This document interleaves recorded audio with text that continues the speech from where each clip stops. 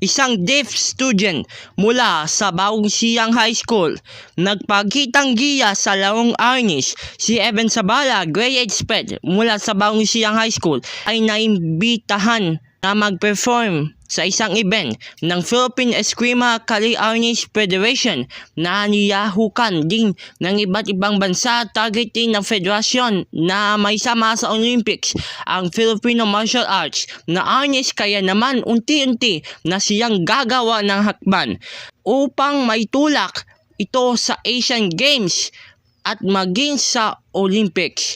Binigyan din ng pagkilala ang iba't ibang martial artists sa mundo na tumatangkilik at patuloy na pinalalaganap ang Filipino martial arts na arnis. Samantala, tutulak naman sa bansang Thailand ang mga nanguna sa Philippine Eskrima Kali Arnis Federation o PCAF sa susunod na buwan para kausapin ang National Olympics Committee ng Thailand at iyabi na isama ang arnis sa dati ng SEA Games sa susunod na taon para maging regular, kasi ang isang sports kailangang sumalang ito sa dalawang magkasunod na SEA Games. Dahil sinama na ito bilang sports sa nakaraan SEA Games sa Cambodia, umaasa ang PCAF na magkapagbibigyan siya ng Thailand.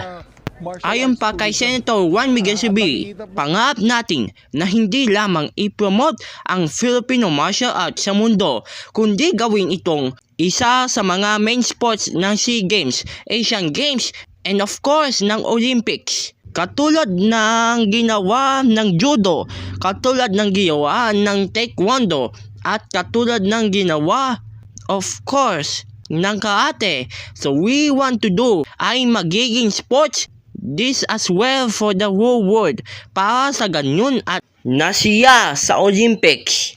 Ulang hakbang namang ito para sa pangarap ng Philippine Eskrima Kali Arnis Federation at Philippine Sports Commission na tuluyan makilala ang arnis sa buong mundo at maisasama ito sa Olympics.